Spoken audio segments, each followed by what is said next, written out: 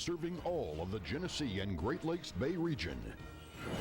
You're watching NBC 25 News. Case cracked. Burton police arrest the man they think set fire to more than a dozen mobile homes. Good evening, everyone. I'm Bill Harris. Thank you for tuning in tonight. Dylan Collier is live with our big story. Dylan, this must be a sigh of relief for those living in Twin Meadows Park. And Bill, it certainly is. Many of these people lived in units that had ones next to them catch fire, often overnight while they were sleeping. But after a break in the case, a 30-year-old Burton man is now arrested, facing multiple arson charges. 12 fires inside the Twin Meadows Mobile Home Park since September, many of them in the last few weeks alone. The fires have been set to vacant mobile homes, but at least one has spread to an occupied unit. There had been a big push in recent weeks to find out who was responsible for this. The Genesee County Sheriff's Department and the State Fire Marshal also helping with the investigation. Several other people were questioned late last week. A warrant was issued over the weekend, and then finally an arrest. We're really relieved. I mean, this has become a safety issue for the citizens that live there and in the surrounding neighborhoods. It's, you know, everybody's worried about if this fire is. We actually had one occupied trailer that the fire actually melted the siding off of their trailer. Now tonight at 11, we'll speak to a husband and wife who live inside the trailer park. They had the two units next to them catch fire, and a third one damaged by that second fire to the unit next to them. Now, the man that was arrested will likely be arraigned tomorrow morning. Once he is, we'll have that name for you tomorrow at some point. Live in Burton, Dylan Collier, NBC 25 News. Now to developing news for you. Two people are in police custody following a shootout in Flint Township. That shootout took place in a suburban street in the neighborhood was evacuated. NBC 25's Kevin Yulesman is following the story. And Kevin, police are clarifying a lot of rumors from yesterday, aren't they? Yes, Bill, they are. The police are providing us with considerably more detail as well. In fact, one of the two people in custody is the man who was shot. He took a bullet to the leg and is expected to be okay. Now, here's where the clarification comes in. Police tell us the gunfire came from the street and from two homes on Casaloma Court. One of those homes was where Ricky Seals Jr. lived. Police say the 20-year-old Seals was murdered yesterday morning in a separate incident in the city of Flint. That incident took place at the Purple Moon nightclub. And Flint Township Lieutenant Tim Jones tells us what happened at the Purple Moon did not spill over to Seals' home. Instead, what took place on Casaloma Court was a separate but nonetheless violent incident.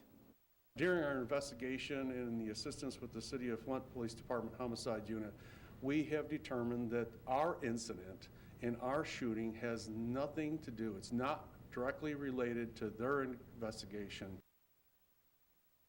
Now, Ricky Seals' uncle tells NBC 25 what happened on Casaloma Court involved relatives upset over Seals' death. However, Flint Township Police will not confirm that, only saying their investigation continues. Bill?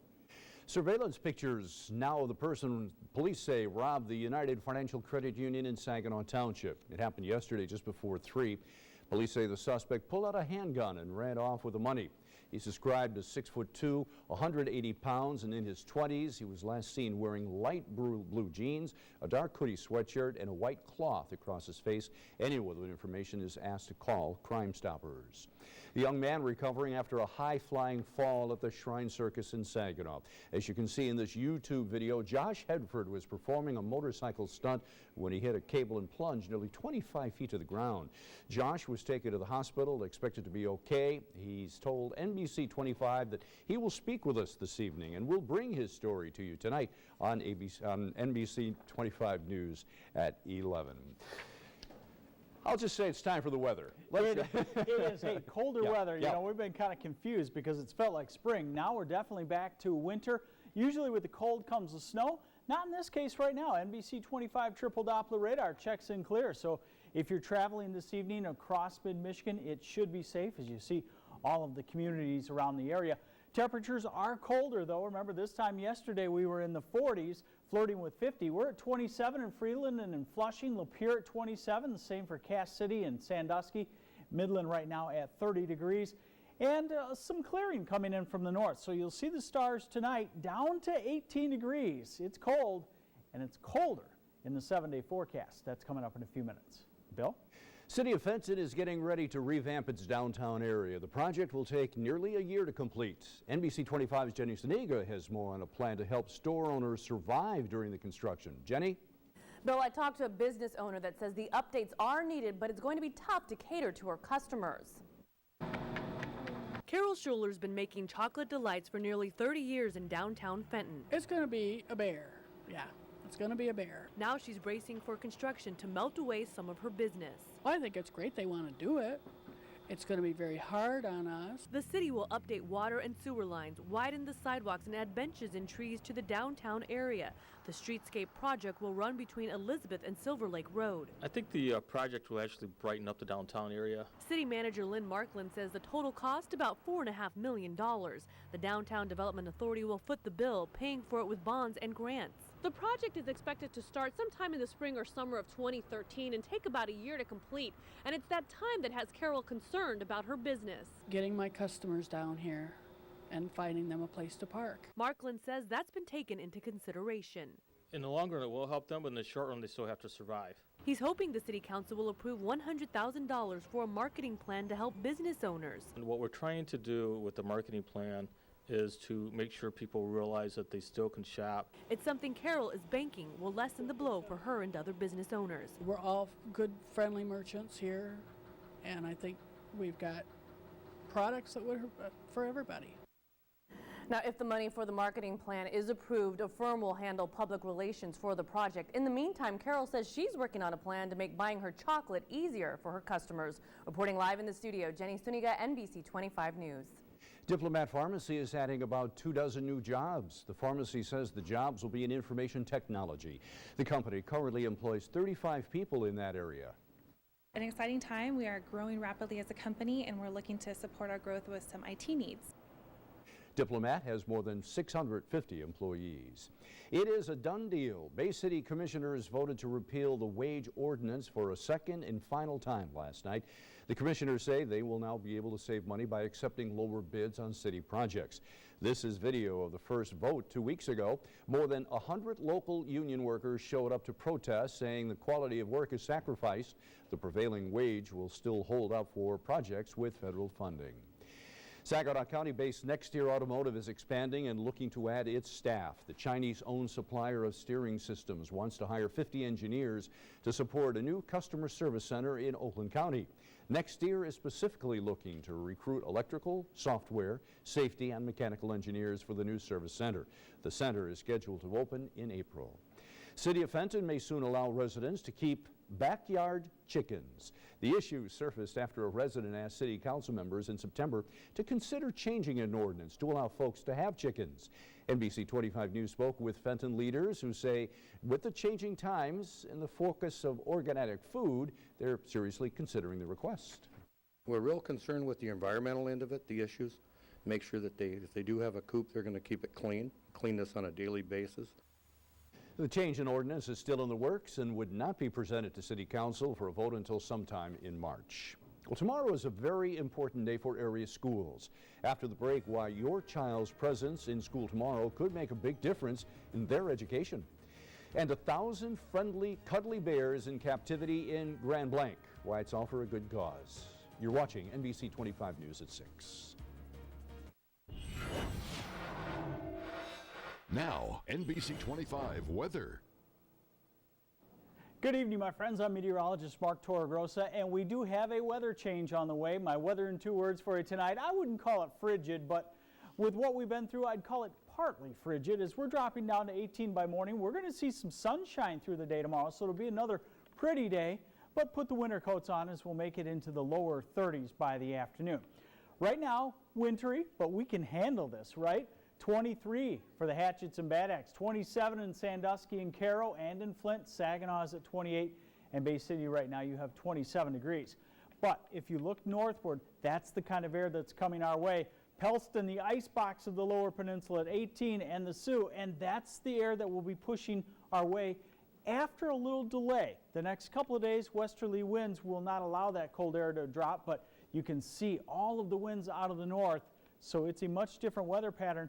And it's mostly a dry weather pattern for us. I think when we get into Friday, we could see an inch or two of some snow showers around and heavier lake effect up to the north. But right now, as we get colder, the action down to the south, that's continuing to travel to the east, and watch our future cast. So if you're traveling that way, Indiana and Ohio, you've got troubles, but for us, just chilly weather and we get the sunshine.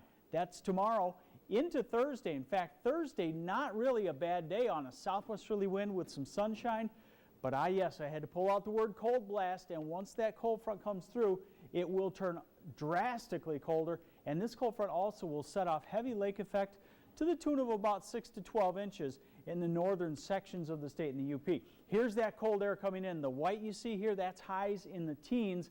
That comes in on Saturday and sticks around into the weekend. It will let up a little bit next week, but the trend more is for it to actually feel a whole lot like winter.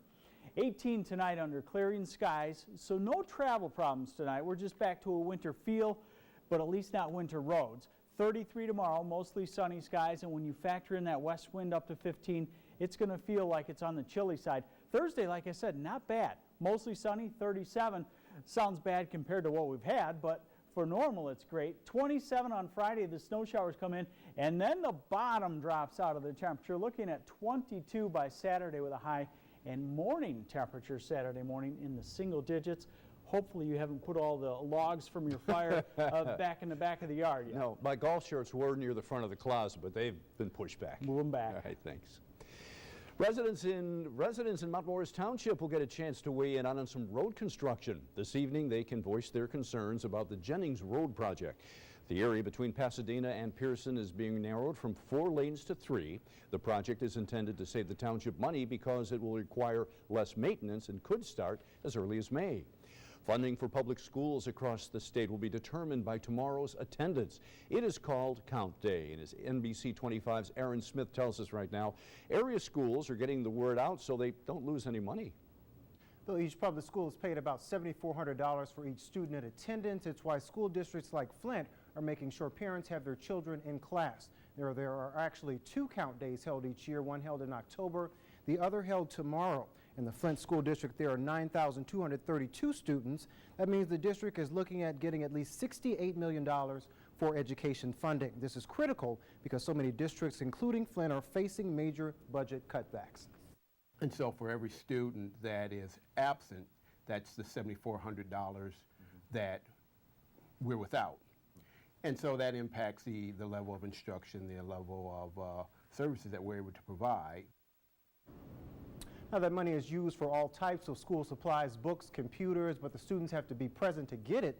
Michigan schools stressing count days this year because there were more than 15,000 dropouts last year. That means that there were $112 million worth of lost funding in 2011. Bill? All right, thanks. Coming up tomorrow on NBC 25 Today, Clio High School freshman Hope Conan is taking a stand. She says she's being bullied at school because she was born with no fingers on her left hand. She's begging for the abuse to stop because she says getting through the day is nearly impossible. I get rid of the feeling until I get home, then I hide out in my room and cry. Tomorrow, NBC 25 reporter Brittany Noble tells us Hope's story, and her principal joins us live in the studio. That's tomorrow morning on NBC 25 News Today. At the closing bell on Wall Street, stocks ended the trading session slightly higher. The Dow rose 33 points, the NASDAQ was up 2 points, and the S&P 500 gained 3 points.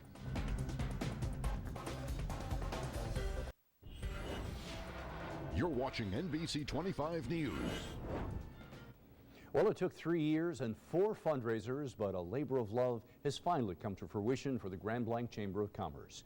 1,000 teddy bears will soon be in the hands of local police departments. They'll be given to children in times of stress or tragedy for comfort.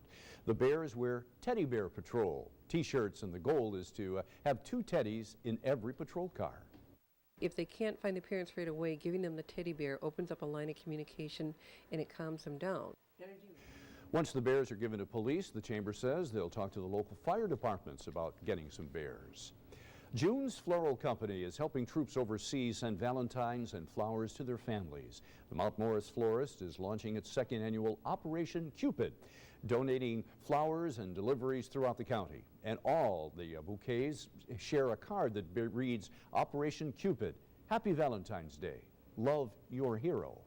The response was overwhelming last year, which is what prompted us to do it again this year.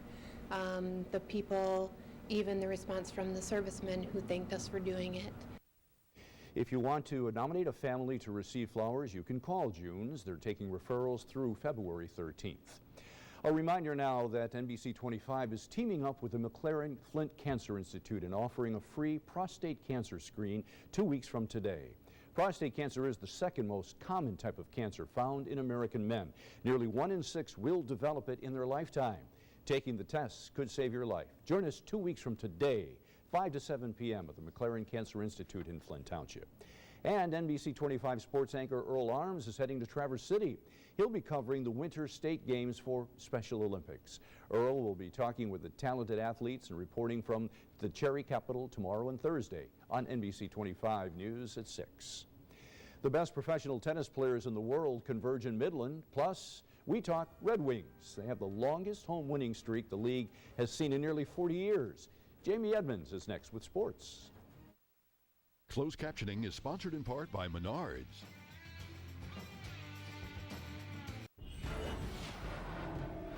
Now, NBC 25 Sports. The 24th annual Dow Corning Tennis Classic is underway at Midland, and once again that $100,000 purse is on the line. Here's video from last year's winner Lucy Radeshka and Laura Granville competing in the doubles competition. The Dow Corning Classic is the top stop in 103 on the tour for these international tennis players, and several well-known names have come through Midland on the road to Grand Slams like Maria Sharapova and Justine Henin, who's #1 in the world. Play began on Sunday. Tonight's first featured match is between American Melanie Oden and Stephanie Ferenc-Gasson from France. Oden is from Marietta, Georgia, and ranked 170th. It's her first match of the year. Gasson already has 1 singles and 1 doubles win this year. She's ranked 91st. I'll be heading out there this evening. Highlights coming up tonight at 11. The last time the Red Wings lost at home, it was November 3rd against the Calgary Flames. That's 17 in a row at JLA, good for the 4th longest home streak in league history. The record is 20 set by the Boston Bruins in 1929-30. Then Philly matched it in 76. The Wings go for win number 18 in a row tomorrow night when the Oilers come to town. Edmonton has been terrible on the road, losing 7 straight. They also have the worst record in the league at 6-19-2. The Oilers beat the Wings in a shootout Saturday. Then Detroit went on to lose to the Flames on Monday. Howard is still out with a broken thumb, so Joey McDonald will back up Ty Conklin. A former MSU football player is making some serious claims against a Bay City police officer. In a complaint obtained by the Bay City Times, Trenton Robinson, the former safety and captain of the Spartan football team, says the officer swore at him and used unnecessary force during a traffic stop 2 months ago. After posting on Facebook about the incident, the paper reports the officer gave Robinson a $120 failure to signal ticket. The Bay City Police Department denies Robinson's claims. Meanwhile, the former Bay City Central standout has been invited to the NFL Combine at the end of the month in Indy. And finally, after MSU came up big on Sunday against the Wolverines, both teams continue to Big Ten play tomorrow night. Michigan heads to Nebraska, where the Cornhuskers are looking to snap a 2-game losing streak. Number 11 MSU plays host to Penn State at the Breslin Center. Ohio State is still leading the conference at 8-2. The Spartans are a close second at 7-3. The Wolverines are tied with Wisconsin at 7-4. That's sports, a little tongue-tied today. Mark Torregrossa will have one last look at your NBC 25 forecast. We'll be right back. You're watching NBC 25 News. A federal appeals court declares California's same-sex marriage ban to be unconstitutional. That ruling puts the ban on track for likely consideration by the U.S. Supreme Court. That's one of the top stories coming up next on Nightly News with Brian Williams. Mark? Eventually, we're going to have some travel issues we haven't had in a while, but look at my map for Friday. We've got the cold air coming down. If you're going to the north, heavy snow, 1 to 3 inches. Random snow in our area. We'll keep you updated on that as the colder air comes in, and that's the reason we'll see 33 tomorrow, 37 on Thursday, colder on Friday, and lots colder by the weekend. And you're headed out the door to shoot tennis? Tennis tonight in Midland. I'm excited. Good luck. That does it for us. Thanks for tuning in. Don't forget NBC News at 11 o'clock. See you then.